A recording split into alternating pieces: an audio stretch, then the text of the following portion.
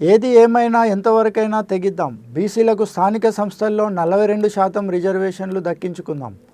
ఎంతవరకైనా తెగించి పోరాడుదాం అంటూ పలువురు నాయకులు, ప్రజాప్రతినిధులు పిలుపునిచ్చారు. నేడు హైదరాబాద్ అశోక హోటల్లో జరిగిన అఖిలపక్ష పార్టీల ప్రజాప్రతినిధులు, ప్రముఖ నాయకులు, 60 బీసీ సంఘాల, కుల సంఘాల నాయకులు సమావేశమై సుప్రీంకోర్టు, హైకోర్టులలో బీసీ రిజర్వేషన్లకు వ్యతిరేకంగా వేసిన కేసులపై భవిష్యత్తు కార్యాచరణపై చర్చించారు. ఆర్ కృష్ణయ్య నాయకత్వంలో జరిగిన ఈ రౌండ్ టేబుల్ సమావేశానికి మాజీ గవర్నర్ బండారు దత్తాత్రేయ, మంత్రి వాకిటి శ్రీహరి, మాజీ మంత్రులు శ్రీనివాస్ గౌడ్, గంగుల కమలాకర్, నేరెళ్ల ఆంజనేయులు, మండల ప్రతిపక్ష పార్టీ నాయకుడు, మాజీ స్పీకర్ మధుసూదన్ చారి, పార్లమెంట్ సభ్యులు రవిచంద్ర, శాసనమండలి సభ్యులు కొమరయ్య, ప్రముఖ కాంగ్రెస్ నాయకుడు వి హనుమంతరావు, మాజీ శాసనసభ్యులు పుట్టా మధు, బొల్లా మల్లయ్య, ఆనంద భాస్కర్, పన్నాల శ్రీరాములు, చెరుకు సుధాకర్ తదితర నాయకులు పెద్ద ఎత్తున ఈ సమావేశంలో పాల్గొన్నారు. ఈ సమావేశంలో నాయకులు అందరూ భవిష్యత్ ఆందోళన కార్యక్రమాలు నిర్ణయించాలని ఆర్ కృష్ణయ్య బాధ్యత వహించారు. ఎంతకు ముందుకు ఆలోచన చేయకుండా వచ్చినటువంటి ఇష్యూను ఏ విధంగా మనం నిలబెట్టుకోవాలి, ఏ విధంగా ఇక్కడ నెగ్గాలి. ఒకటి కోర్టు ఉద్యమం, రెండవది ప్రజా ఉద్యమం. రెండు భాగాలు విభజించి ఒకవైపు కోర్టులో కొట్లాడము, రెండోది ప్రజా ఉద్యమం. ప్రజా ఉద్యమం బలంగా ఉంటే న్యాయ వ్యవస్థ మీద ప్రభావితం అవుతుంది, కేంద్ర ప్రభుత్వం మీద, రాష్ట్ర ప్రభుత్వం మీద ప్రభావం ఉంటుంది. తప్పనిసరి మనకి విజయం సాధించడానికి అవకాశాలు ఎక్కువ ఉన్నాయి. ఎందుకు విజయం సాధించడానికంటే రాజ్యాంగంలో స్పష్టంగా ఉంది. మనం మొదటి నుంచి ఎట్లా అడుగుతున్నామో పార్టీ పరంగా అన్నప్పుడు వ్యతిరేకించాము. జీవోదీయానికి ముందు అసెంబ్లీలో చట్టం చేస్తానని అన్నప్పుడు మనం కమిషన్ వేయాలి డెడికేటెడ్ అని చెప్పినాం. డెడికేటెడ్ కమిషన్ వేశారు. తర్వాత లేదు రాజ్యాంగంలో 243 అంటే అది ప్రాబ్లం వస్తుంది. శ్రీనివాస్ గారు చెప్పినట్టు కోర్టులో ప్రాబ్లమ్స్ వస్తాయి అవన్నీ. కానీ అవన్నింటిని ఎన్ని రోజులు కోర్టు ఏది 9th షెడ్యూల్ పెడితే కూడా కోర్టులు ఛాలెంజ్ చేస్తున్నాయి. కాబట్టి ఎప్పుడు ప్రాబ్లమ్స్ కోర్టు నుంచి వస్తుంది. కాబట్టి కోర్టుతోటి ప్రజా ఉద్యమాల ద్వారా తాడోపేడ తెలుసుకోవాలి. ఎన్ని రోజులు కోర్టులు మన జీవితాలతో చెరగాటం మారుతాయి. అందుకే దీన్ని తాడోపేడ చేస్తారని ప్రజలు ఇన్వాల్వ్ చేయాలనేటటువంటి మన మూమెంట్కు ప్రభుత్వం కూడా లొంగి జీవో తీసింది. అయితే ఇక్కడ గెలవడానికి మనకు అనేక అవకాశాలు ఉన్నాయి.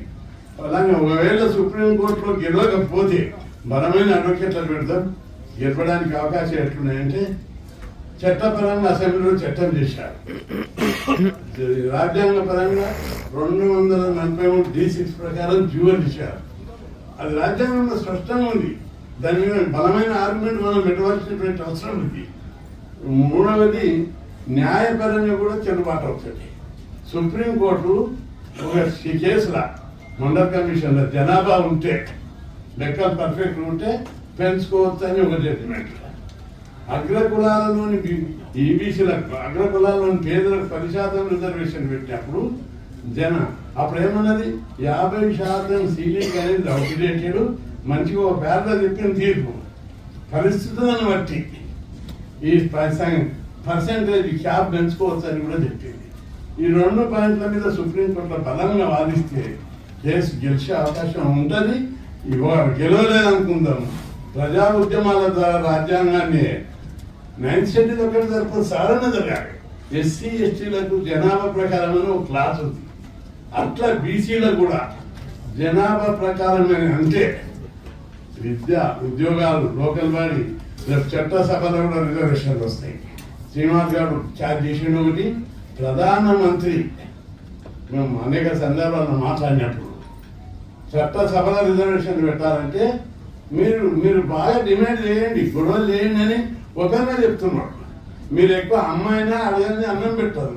మీరు మంచి మూమెంట్ చేయండి, తప్పనిసరి మేము పరిశీలిస్తామనే మాట మాట్లాడారు.